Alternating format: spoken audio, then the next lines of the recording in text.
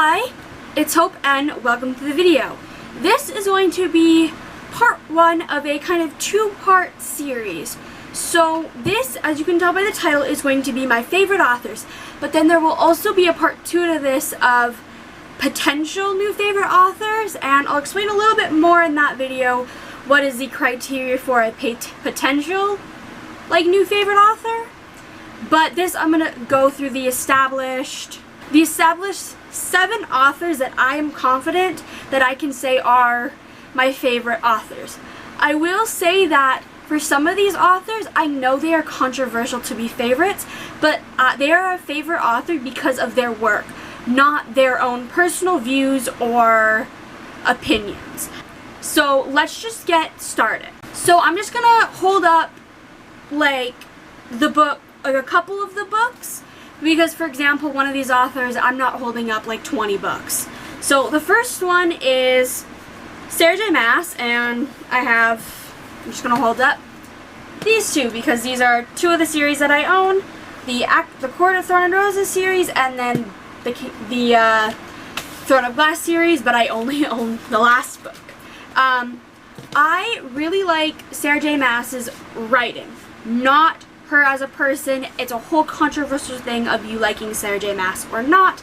I like her.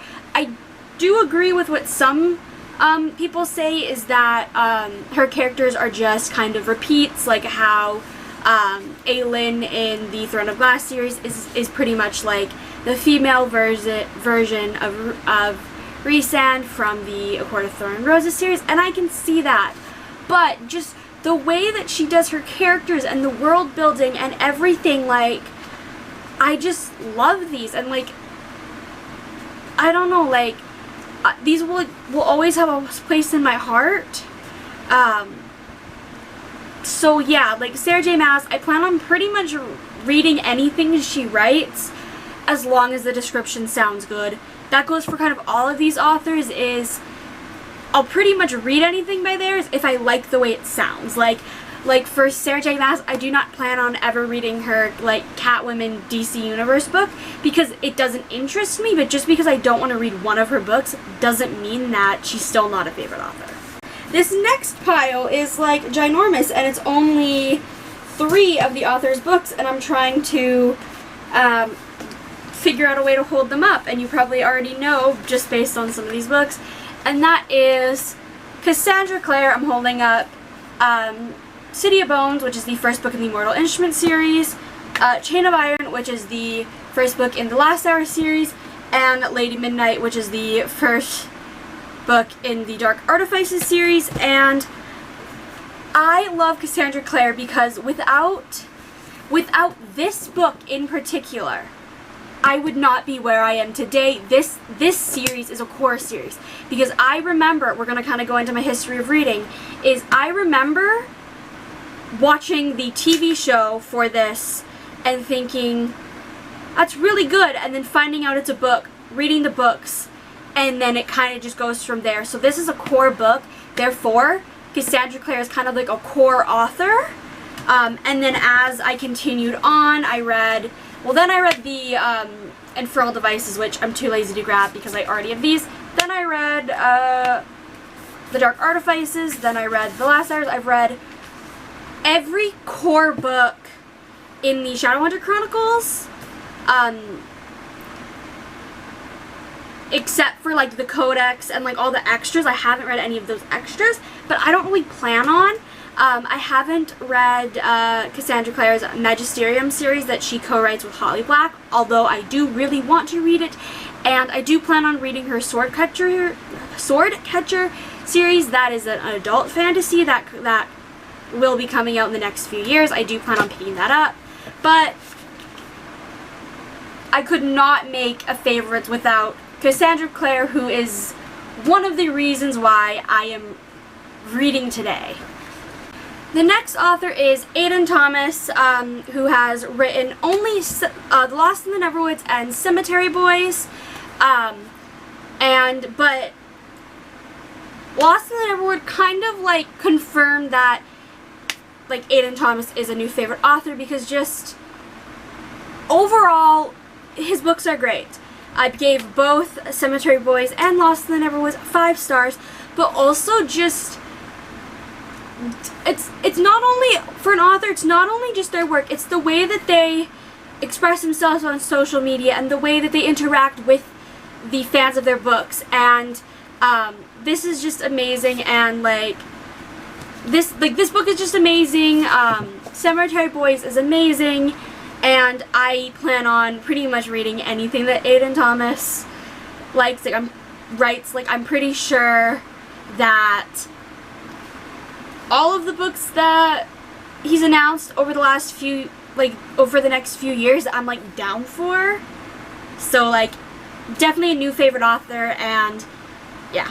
For this next one, I think if you've stuck around long enough and you know what my favorite book is, you will not be surprised by seeing this author. And that is Casey McQuiston, who wrote Red, White, and Royal Blue, which is my all-time favorite book, and One Last Stop. I love both of these, therefore Casey McQuiston's a new favorite author because of these, and just, I can't really explain why. I was hesitant of giving Casey the title after reading Red, White, and Royal Blue because I was like, oh, I've only read one of their books, whatever. But then when I read One Last Stop and loved it so much, I was like, okay, fuck it, they're a new author. Her writing is beautiful, and all of that. The next author, I think you also won't be surprised if you've seen my videos, and that is, if I can hold the book up right, that is Leigh Bardugo. I'm holding up Shadow and Bone, which is the first book in the Shadow and Bone duology, and then just the entire Six of Crows duology.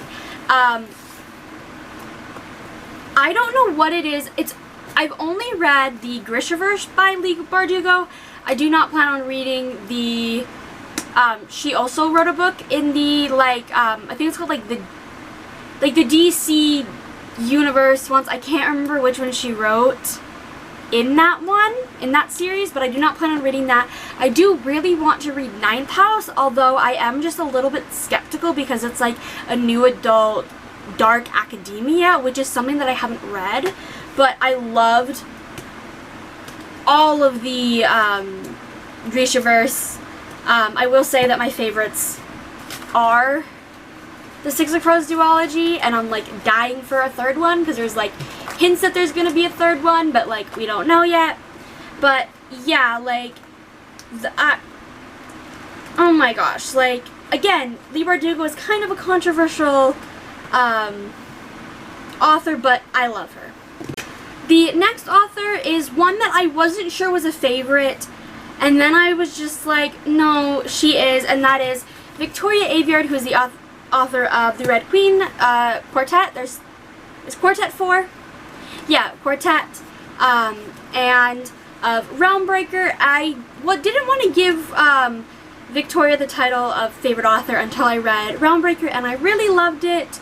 I will say I do love the Red Queen series more. Again, this is one of the core books that got me into reading, and because I read it within the first 6 months of me really becoming a reader, and it was one of the first series that I was I need to read all of these books ASAP, and I did. I read them over the span of a month, and I'm dying to do a reread of this so bad, but I want to get physical copies of all of the books, and I only own book 1 right now of Red Queen. But yeah, just the way that Victoria builds her worlds and all of that, and the way that I know that she writes goodly in first person and third person, and then multi-point of views and all of that is just so good. And then the final author on this list is one that literally was concreted last week when I read the second book by this author. This author does only have 2 books out. Actually, no, technically 1 book because the second book doesn't come out till August 3rd, and that is Beck Michaels, who is the author of Divine Blood and Bonded Fate. Bonded Fate does not come out until August 3rd. But when I read Divine Blood, I was this is amazing. And then when I read Bonded Fate, I was I think Beck Michaels will be my favorite author. I mean, I spent money to buy the exclusive cover of this cover. This cover is for the book boxes, which I think are not all sold out. So if you check the author's website, they might be there. But I literally spent I think I've spent over $130 on exclusive editions of Divine Blood and Bond of Fate, and this is the only book that I've actively gone, I need this book, this like special edition, because it was one that was like not cheap. Like, I know that that it wasn't a subscription, or there wasn't a wait list, or it wasn't gonna be like $80-$90 like most exclusive editions are, but like the way that this is like an epic and high young adult fantasy with so much everything's weaved around, and just like I plan on reading pretty much anything that Beck writes from now on. Like, she's just an amazing writer, and yeah. So those were my 7 favorite authors. Again, I'll leave a link in the description and the iCard. When I'm uploading this, it will not be uploaded for a few days, because this is my Wednesday video. That's going to be my Saturday video. But I'll leave the link in the iCard and the description as soon as that video goes live. And those are going to be authors that are potential new favorites. And again, I'll explain that more in the video. Let me know who your favorite authors are, and also what authors to check out based on this list of favorites, because I love finding new authors. There are so many authors that I feel like someday could be on this list. I just need to read more of their work, or I haven't even discovered them yet. But I really hope you enjoyed this video, and bye!